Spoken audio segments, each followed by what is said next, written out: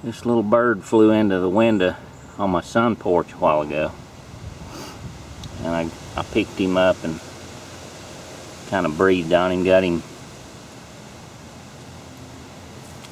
back aroused, and I don't know if he's gonna live or die, but he's been sitting here for a little while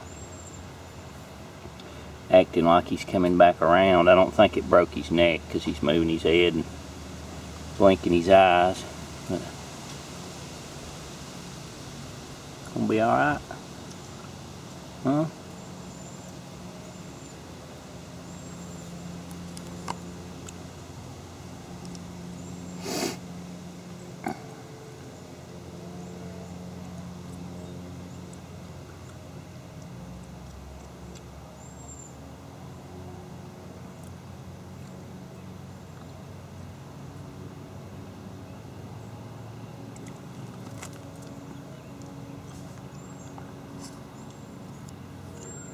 See if he can walk. There he goes. He flew. He's gonna be alright. Just kind of addled him for a little while.